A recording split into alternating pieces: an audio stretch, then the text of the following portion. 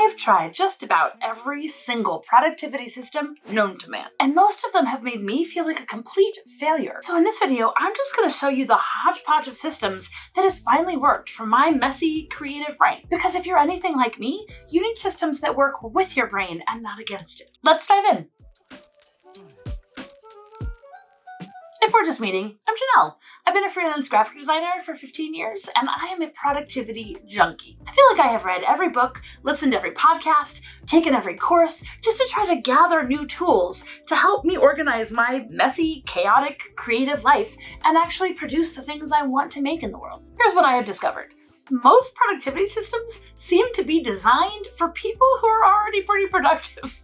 Like, they assume that once the idea is presented to you, you can just decide to wake up at 5, follow a completely color-blocked schedule for your day, and never get distracted by a creative train of thought that just pops up at 3 p.m. And look, I would love to be that girl. Like a good millennial, I was deeply influenced by Ren from Even Stevens on the Disney Channel, with her perfect color-coded binder for every minute of her day and indexed sections of planners that planned every part of her life.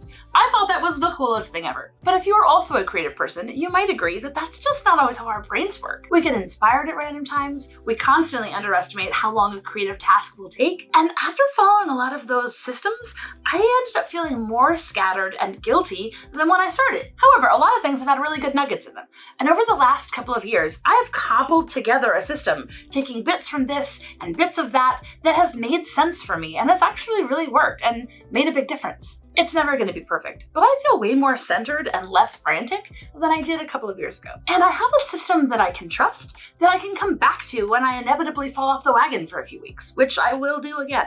So today I just wanted to share the main things I've learned about productivity as a creative person, and I'll show you the system that I built for myself in Notion. So maybe you can get a few ideas of something you might want to steal that could help you. I'm definitely not a productivity guru, but hopefully there's something here that you can steal.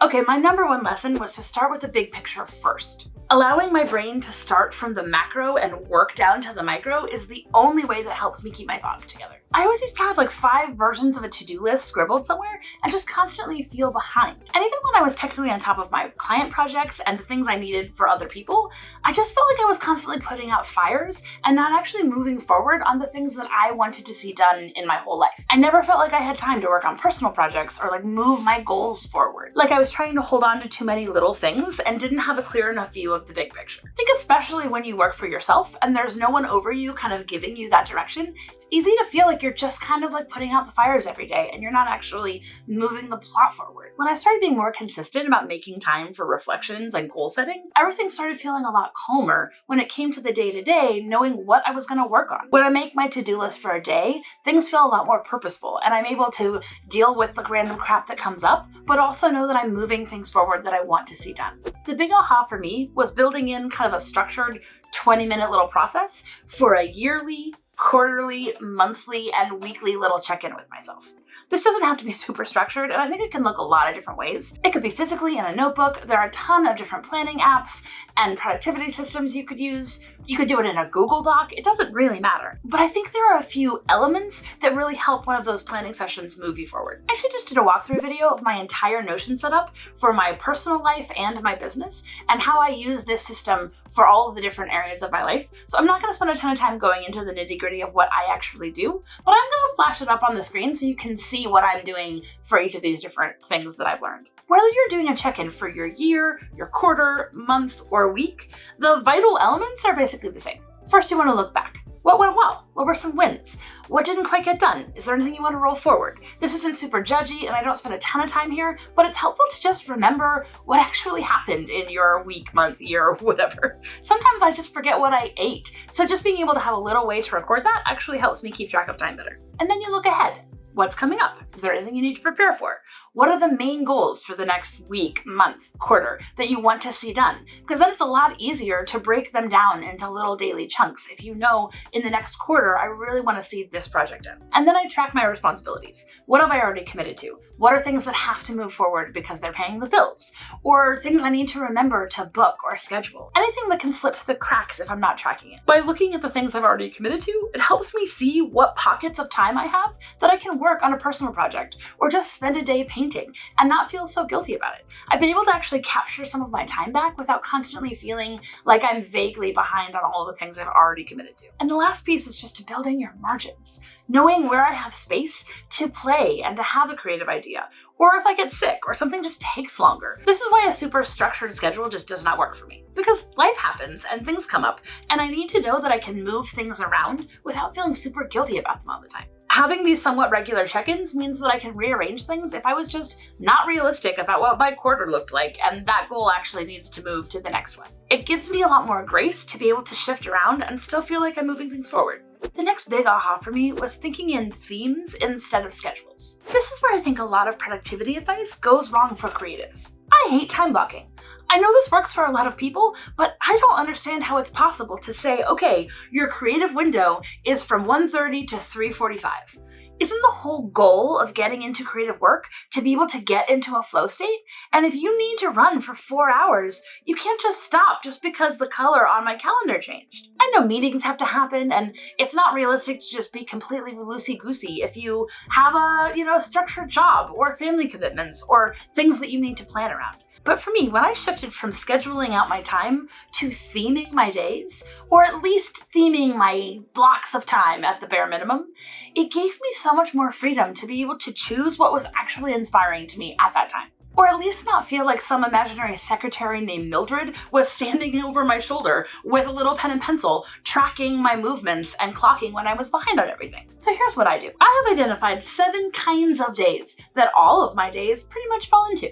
And then in my Notion system, I've identified my ideal day for that kind of day. So I know if I have a bunch of errands to run, here's what my ideal errand day would look like. So then when I'm looking at my week, I can say, okay, Monday's an admin day, Tuesday's a client day, Thursday's a deep work day, and I already have a general sense of what that should look like. I don't have to reinvent the wheel each time because I've already laid out what my ideal schedule for that should be. And then I can be realistic about what the specific things I need to do are. Here are my categories. Number 1 is an admin day.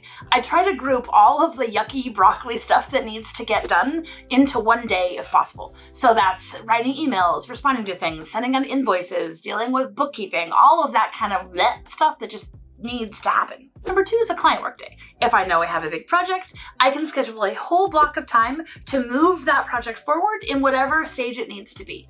And then within that, I can identify 2 or 3 or 4 tasks that I want to get done with that. But I already know, okay, if Tuesday is a client day, it's gonna need to look this kind of a way. Sometimes it takes longer for ideas to flow, and sometimes I'm just in it and I can go for 8 hours and churn out a bunch of work. Number 3 is a personal project day. That way I can look at my schedule and make sure I'm actually giving time to keep moving the things forward that I just want to see done, even if I'm not getting paid for them. It might not happen every week, but when I've blocked out that time, I can treat it just as seriously as I would a client project. And that way I know I'm giving myself permission to move my larger goals forward, even if they're not the loudest voice. Number 4 is a content creation day. This is obviously more of a regular commitment for me than it would be for a lot of people, but I'm really trying to make this YouTube thing work, which means I have to prioritize it in the rest of my life. I try to batch things as much as possible, but I still need to be cognizant of how I'm going to fit that in. It also means that you should subscribe so we can be friends. 5 is a meeting day, or at least a meeting block. I try as much as possible to group all of my meetings into one day so it doesn't completely throw off the rest of my week. It's not always perfect, but at least I know when I need to schedule a lot of time with other people that I can leave some gaps for that. 6 is an outing day. That's errands, appointments, anything that makes me leave the house. At this point, I've become such a homebody that when I leave the house, it kind of completely disrupts my day. So by grouping those things together, I haven't lost the rest of my week. And 7 is a flex day. I try to have a whole category in my head for a kind of day that lets me make it be what it needs to be. If I need to do a little bit of more work on a design project for the week, I can do that. If I want to have a fun outing and go to a museum, I can do that. If there's some projects around the house or a fun art project that I just wanted to work on, I have permission within my work week to be able to do that. I think just having a category for a space that needs to flex as you need it to really helps give you permission for your life to adjust in different seasons. By naming each of these types of days, I can sit down to plan my month or my week, and I can make sure that I'm leaving room for all of the commitments that I need to do and keeping all of the plates spinning that I have, but I'm also leaving room to move things forward that I just want to see done. And I don't need to reinvent the wheel each time because I've already kind of clarified what that needs to look like on a micro level. The next big aha for me was to optimize for more joyful days. This is an idea that I took straight from Ali Abdaal. He has a fantastic book called Feel Good Productivity that really helped shape a lot of how I see this kind of stuff. I especially love the way that he talks about arranging your actual day, not just to optimize your time and make sure you're building in good habits, but also to optimize for joy and fun. He has a great question prompt where as you're scheduling your day, you ask yourself, what would it look like if it were fun? And just that one question, tweaking a little bit of, oh, it would be more fun if I did this project if I went to a coffee shop to do it, or if I put on this movie while I was doing it, or whatever, has really shifted the way that I think about my schedule. It's given me a lot more permission to actually build fun into the order of this and not just feel like it was something I was getting away with. On a micro daily level, there are 3 main habits that have actually made a huge difference in how much I'm enjoying my days and how productive I'm actually feeling. One is to build in a wind-up hour, and that way no matter when I wake up, I know that the first hour before I kind of get going is going to look the same way. Some people get really intense about a very structured starting hour, which for me, unsurprisingly, was very unhelpful. But there were a few elements that I have been able to incorporate, knowing whenever I start, the first hour is gonna look this way. I block in basic hygiene because I am definitely the kind of person who will forget to brush their teeth unless it's written down. I try to group things like putting my vitamins next to my coffee maker so that I will actually remember to take them, get myself an actual breakfast, that kind of thing. Anything I can do to make that groggy morning state actually feed into me. After basic needs, I give myself 10 minutes for meditation and quiet just to kind of center, and then let myself do whatever I want for the rest of the hour. I can scroll on Pinterest or TikTok or Instagram. I can get lost on a Wikipedia rabbit trail if I want to, or read a newsletter that came into my inbox. Whatever that is, I actually give myself permission without feeling guilty about it. I have a clear cutoff, but I'm allowed to let my brain wake up slowly and not just immediately jump into work. Just adding in that grace has made a huge difference for me, and I'm actually finding myself, taking my vitamins and eating breakfast a lot more regularly. The second biggest change was being honest about when I actually work best. Obviously, this is going to look differently for everyone, but I actually fire up best in the afternoon. I'm not going to be super productive in the morning, which I know is not super common, but for me, it meant that a lot of the productivity advice of just powering through all of your hard work super early in the morning and cramming in all of this morning time was just wildly ineffective. Just being honest about the way that your brain actually works and your body responds to the day will actually let you build a system that works with you instead of just feeling like you need to be a good productive person. The last big aha in my daily schedule was another thing I took from Ali Abdaal, which was to think in terms of focus hours of work. He presents a lot of research in his book about how we are just not wired to do more than 3 or 4 hours of hard mental focused work. And if you block out 3 or 4 hour chunks in your day to do that deep work, not counting meetings and busy work and emails and stuff, you will actually do way more than most people do in an 8-hour workday. When I first got that concept, it felt like getting away with something, but it's made a huge difference to me. I chunk out my main goals for the day and week into things that can be accomplished in 3 or 4 block chunks. And then I give myself permission not to start that until around 1 p.m. Some days I'm in a super flow state and I'm really inspired and I will just keep going all the way into the evening. But even on the days where I'm not feeling inspired, I've gotten 3 or 4 solid hours of work in and I've been able to move things down the line, even if I'm feeling groggy and unmotivated. It turns out if you can consistently check off 3 or 4 big things most days, you're making huge amounts of progress on your year, even if it doesn't feel like a super impressive to-do list.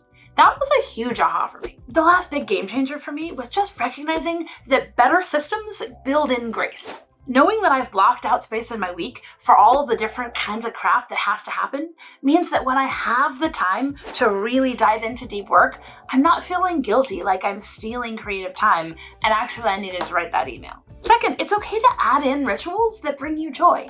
Your system doesn't have to just be to-do lists and tasks and schedules. You can also block in time and intention for things you enjoy doing. A big change for me, I've talked about in other videos, is when I built a creativity menu for myself. So when I had a rest day or off time, I could actually remember all of the fun stuff I wanted to work on and not feel like I was just vaguely tired all of the time when I actually had time to do something for myself. Number 3 was to build in space to dump ideas. A lot of the times when I was feeling really scattered, it's because I got a great idea right when I was in the middle of writing like a client email. Once I built a structure to capture all of the different ideas I have in my brain, it's meant that if I have a really great thought that I would get completely distracted going down, I can give myself 5 minutes to just dump it down, save it, and know it's really safe and protected. And when it's time to come back to it, I know where it is. That way I can get back to the task on hand without feeling like I've lost all of my creative inspiration. You have to give your brain room to be creative when it happens, but that can't completely take over your life. And that's made a huge difference for me. The last big game changer for me has been to build in a place to record my wins. A lot of my weekly and monthly check-ins are actually recording what went well, what I actually got done, kind things that people said about my work, stuff I'm really proud of, fun moments that I had that I would have forgotten about, the date I had with my husband, or the great meal that I cooked for a friend. All of that stuff has a place to actually be recorded. So at the end of the year, I can look back and actually remember the fun that I had in the year and the things I actually did well. I don't know about you, but in my brain, as soon as I'm done with something, I'm right on to the next thing that needs to get done. And it can be really easy to feel like you haven't actually done anything productive or anything joyful. And just building in that moment to actually record what you've actually been proud of has made a huge difference in me feeling like I'm actually spending my time well. Okay, I am definitely not going to pretend that I am perfect or I stick to the system every day. Life happens, and sometimes it will be weeks or months that I'm just completely off track and completely discombobulated. But by having a general framework that I trust, it means that when I am ready to get back on center, I spend so much less time flagellating myself for being distracted and so much clearer about how I'm actually moving the needle forward. If you want to see the Notion template that I use for this, I'll link it below and my walkthrough videos so you can see how I use it. But honestly, I think this could look like a lot of different things for different brains. The important thing is actually naming what you need so there's freedom for your brain and not just forcing you into a productivity system that works for someone else. I would love to hear if there are any ahas that have worked for your brain. Let me know and I'd love to chat about it. And if this kind of thing gets you excited, I have a whole playlist on creative planning and time management and fun nerdery stuff that we can go down together. I'll see you there.